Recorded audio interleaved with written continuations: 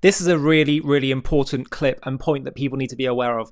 There's two forms of jihad that Islamists are pushing. One that we're familiar with, terrorism, violence, war against non-Muslim actors, particularly Israel, America, Europe. But there's another type of jihad that people aren't familiar with. And no, it's not the one that the British police say is what Islamists mean by jihad, of the internal struggle, and that's what's going on when they say jihad on the streets. No, it's something called civilizational jihad, which Brigitte Gabriel, who is a Lebanese woman now living in America that campaigns against Islamist extremism, she explains what the second type is, and in many ways it's more sinister and more dangerous to the West. It's called civilizational jihad. Have a watch. It looks to me like there are two forms of jihadi penetration of the West.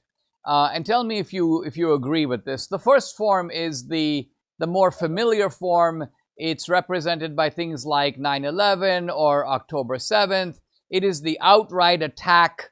And of course, we associate these kinds of things with Hamas or with ISIS or Boko Haram, those kinds of groups. But there is a sort of second type of jihad that people are perhaps less aware of, and this is more connected with the Muslim Brotherhood. And this is the notion of infiltrating these societies and traveling on the passport of liberalism itself. I just heard on social media this guy Mehdi Hassan, who said something like this. He goes, well, if the Christians have a right to ring the church bell, therefore the Muslims have the exact same right to have a public prayer and a call to prayer 5 times a day. And now, I'm assuming Mehdi Hassan is not going to sign up to be a suicide bomber. He's practicing the sort of infiltration type of jihad.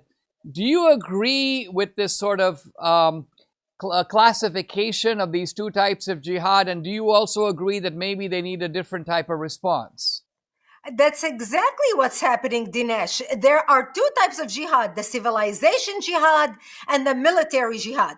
And the Muslim Brotherhood plan, which you've heard me talk about, you've talked about as well, the Muslim Brotherhood Project for North America, which was written in 1991 and actually presented as evidence in the largest terrorism financing trial in America's history by our government against the Holy Land Foundation, where our government handed down 108 guilty verdicts to Muslim American and Muslim American organizations raising money in the United States and sending it overseas to support Islamic terrorism. And they were doing it using civilization jihad. And in their plan, there's a paragraph where it says, understanding the role of the Muslim Brother in North America. And that paragraph states very clearly the role of the Muslim Brother in America as a civilization jihad. That means the Ikhwan has a duty to infiltrate and dominate in the West, using our open-mindedness, our technology, and whatever available to them to basically destroy our, what they call our miserable house from within, using us as the Americans, and also using the Ikhwan. And we are seeing this play out. And what I tell people is there are terrorists dressed, they are Islamic radicals dressed in Armani suit. They are jihadists just like the ones who blow themselves up. You've got the Mamdani type. They are still inside their mind. They are the Muslim Brotherhood. They are operating to advance an agenda.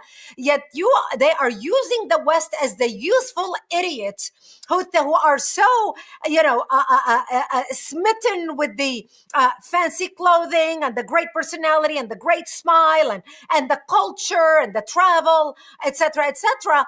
Well, meanwhile, voting for these guys and getting them into office. And that's exactly why we saw 42 Muslim elected officials got elected last week in the election in no less than 9 states, and they were elected to advance an agenda. And that's the danger. So Bridget's absolutely right. It's the infiltration through the back door of Islamists that's happening at the same time through our education system, through elites falling for anti-Western propaganda.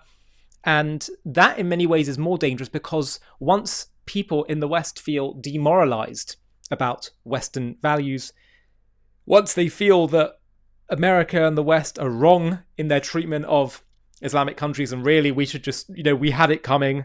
And they begin to believe that in the name of stopping Islamophobia, they can't criticize these things. And it's a very clever tactic, by the way, to create the term Islamophobia, because you're saying by criticizing Islam or an idea or text within Islam, you are therefore persecuting all Muslims. It's a real conflation there, but it's clever.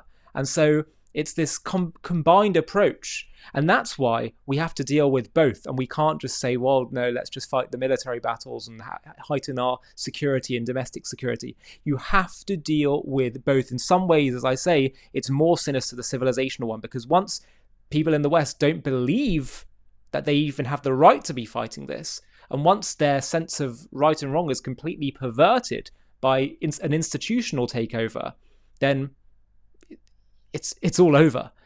And that's why I do what I do on JTV, because we're about educating people, ideas. So many of the problems that we see today, it's actually because of people's ideological beliefs, what they believe to be right and wrong, true and false. And so therefore, we must tackle both. And one player that we do not speak about enough, just goes almost unnoticed, and yet is playing a major role in this, is the state of Qatar. While fooling the West and pretending to be, its ally, it's actually funding the West's enemies and fueling this infiltration in the West. This is the great unspoken issue we need to address. Have a watch of the trailer for our new JTV Plus documentary called Qatar, the Great Deceiver. And if you want to watch the full thing, you can just click the link below in the video description. This is an important one.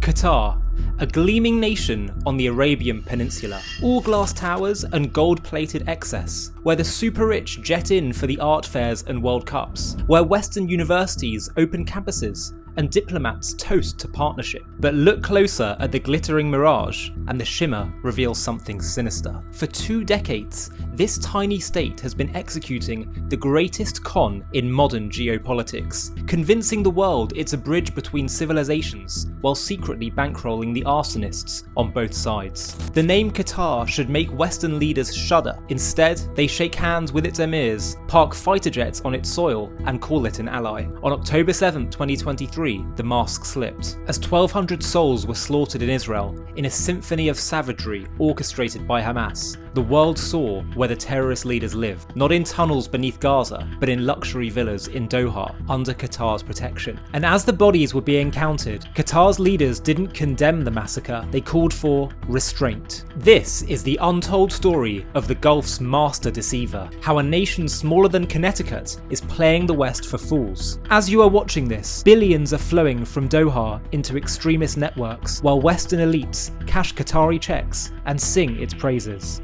In this JTV Plus documentary, we follow the money, we expose the double game, and we ask the question that should haunt every Western capital. How are we letting them get away with it? To watch this JTV Plus documentary and access much more premium content, click on the link in the video description.